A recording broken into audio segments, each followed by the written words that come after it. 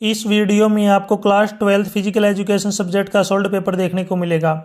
यदि आपको और भी सब्जेक्ट के सोल्ड क्वेश्चन पेपर की वीडियो देखनी है तो मेरे YouTube channel MS education TV के ऊपर जाके देख सकते हैं। यदि आपको PDF डाउनलोड करनी है तो नीचे वेबसाइट दी हुई है, इस वेबसाइट से आप डाउनलोड कर सकते हैं। Exam time 2.5 hours, maximum mark 60। नीचे यहाँ पे इंस्ट्रक्शन दिए हुए हैं, इनको आप पढ़ सकते हैं।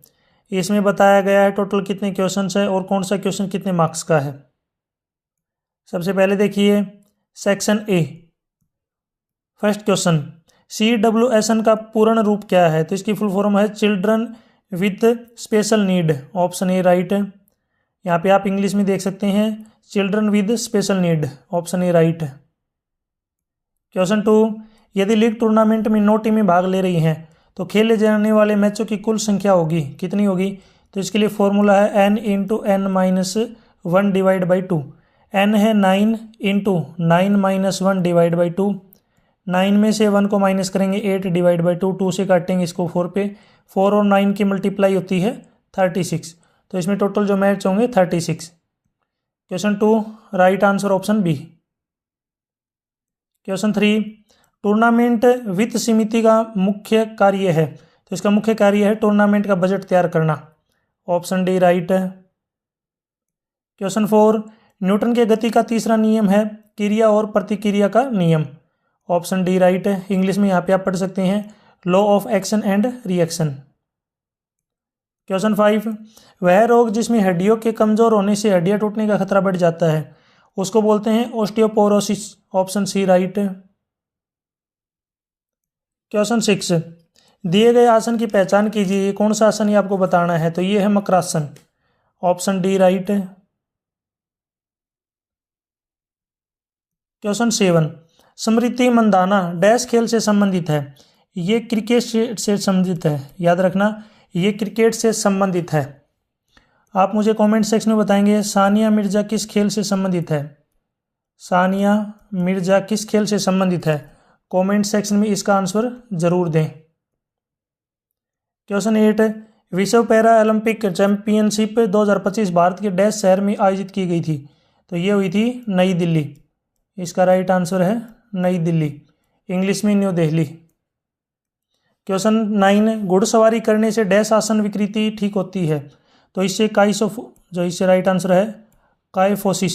एक तो ये जो है विकृति ठीक होती है, काइफोसिस का मतलब होता है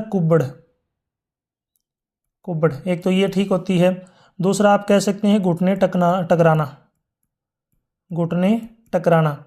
आप हो सकता है कौन सा भी लिख सकते हैं, इसके अलावा और भी कुछ और भी होते हैं जिनसे विकृति ठीक होती है, अलग अलग टाइप की नौकरी। तो इन दोनों में से आप कौन सा भी लिख सकते हैं, इसके अलावा और भी आप जो है लिख सकते हैं, कई एग्जाम्पल और भी होते हैं इसमें।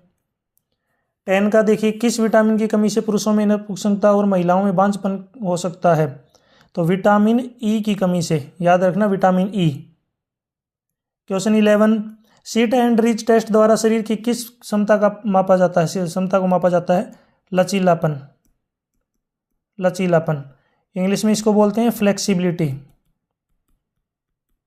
फ्लेक्सिबिलिटी को नापते हैं। क्वेश्चन 12, प्रोटीन की कमी से कौन सा रोग होता है? प्रोटीन की कमी से एक तो होता है क्वाशियोरकर, यहाँ पे मैं लिख देता हूँ, पहला है क्वाशियोरकर और दूसरा इसमें आप लिख सकते हैं मरासमस। दोनों भी लिख सकते हैं या दोनों में से एक लिख सकते हैं, दोनों ही जो है यहाँ पे राइट रहेंगे। 13, 14, 15 ये आपके असर्शन रीजन क्वेश्चन दिए गए हैं, कारण आधारित प्रश्न। तो इसमें सबसे पहला देखिए 13 का प्रश्न, असर्शन है अभिकथन है कि मानव शरीर को सूक्ष्म तत्वों की क्षमता अधिक मात्रा में आवश्यक होती है, अधिक में नहीं होती। तो इसका मतलब पहली स्टेटमेंट गलत। कारण है कि विटामिन और खनिजों को आमतौर पर सूक्ष्म पोषक तत्व कहते हैं, ये बिल्कुल सही है, ट्रू। पहली गलत है, दूसरी सही है, तो इसमें आएगा डी ऑप्शन, अभिकथन गलत है लेकिन कारण सही है। क्वेश्चन 14, अभिकथन है कि खेलों में बायोमैकेनिक्स का मुख्य उद्देश्य एथलीट के प्रदर्शन में सुधार करना है? तो पहला जो स्टेटमेंट है अभिकथन है सही है।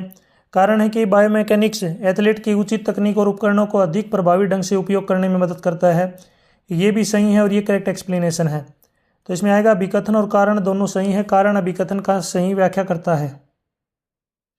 नीचे इंग्लिश में क्वेश्चन 15 अभिकथन है फार्टलेक प्रशिक्षण पहाड़ी क्षेत्र में किया जाता है और यह गति में भिन्नता की अनुमति देता है। तो जो स्टेटमेंट है ट्रू है। कारण है कि गति में भिन्नता कई खेलों के लिए अनुकूलन में सहायक होती है और सहनशीलता के विकास के लिए उपयोगी होती है। ये भी सही है और ये इसकी करेक्ट एक्सप्लेनेशन है। तो 15 में राइट आंसर होगा अभिकथन और कारण दोनों सही है और कारण जो अभिकथन की सही व्याख्या करता है।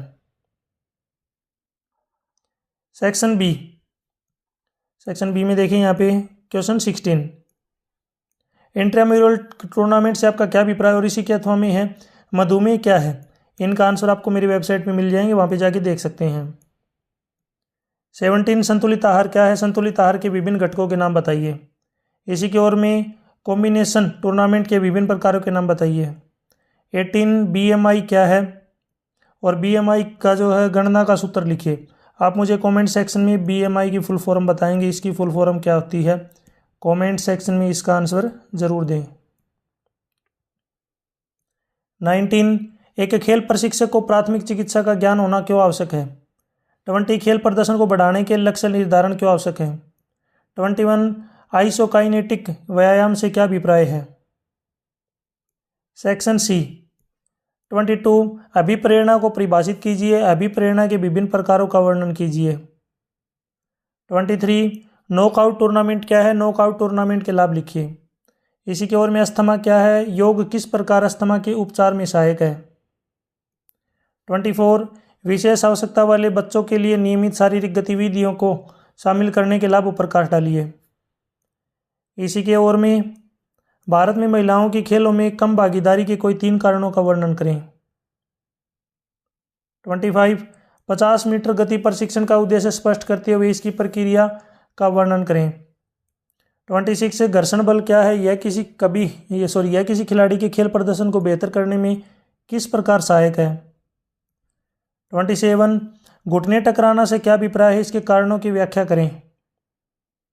सेक्शन डी इसमें लॉन्ग क्वेश्चन है। टूर्नामेंट के सफल आयोजन के लिए विभिन्न समितियां किस प्रकार महत्वपूर्ण संक्षेप में लिखी हैं। इसी की ओर में अनुलोम विलोम प्राणायाम क्या है। इसकी प्रक्रिया और लाभ का वर्णन करें। वह मेरी वेबसाइट के ऊपर जाके जो आप इसका कंप्लीट सॉल्यूशन देख सकते हैं, जरूर ट्राई करें एक बार। 29 मांसपेशी तंत्र पर व्यायाम के अल्पकालिक और दीर्घकालिक प्रभाव के बारे में विस्तार से बताइए। इसी की ओर में वसा में घुलनशील विटामिनों के कार्य और स्रोतों के बारे में बताइए। आप मुझे बताएंगे वसा में घुलनशील कौन कौन से विटामिन होते हैं। वो कौन से विटामिन हैं जो वसा में घुलनशील हैं। 2 टाइप के विटामिन होते हैं, एक जल में घुलनशील भी। आपको वसा में घुलनशील विटामिनों के नाम बताने हैं। 30 प्रीदि या सर्किट ट्रेनिंग विधि क्या है। विस्तार पूर्वक वर्णन कीजिए। इसी की ओर में व्यक्तित्व से आपका क्या समझते हैं। कार्ल जंग के व्यक्तित्व वर्गीकरण के बारे में बताइए। यहाँ तक वीडियो अपनी कंप्लीट हो चुकी है। वीडियो अच्छी लगी हो तो इसको लाइक करें, अपने दोस्तों के साथ जरूर शेयर करें। वीडियो के बीच में मैंने कुछ क्वेश्चन पूछे हैं, अगर आपने वीडियो को ध्यान से देखा है तो उनके आंसर आप मुझे ज़रूर कमेंट सेक्शन में बताएं। यदि आपको PDF डाउनलोड करनी है तो नीचे वेबसाइट दी हुई है, इस वेबसाइट को डायरेक्ट गूगल के ऊपर टाइप करके ये PDF डाउनलोड कर सकते हैं। यदि आप मेरे से कॉन्टैक्ट करना चाहते हैं तो सोशल मीडिया का लिंक आपको नीचे वीडियो के डिस्क्रिप्शन में मिल जाएगा, वहाँ से आप मेरे से कॉन्टैक्ट कर सकते हैं। Thanks for watching.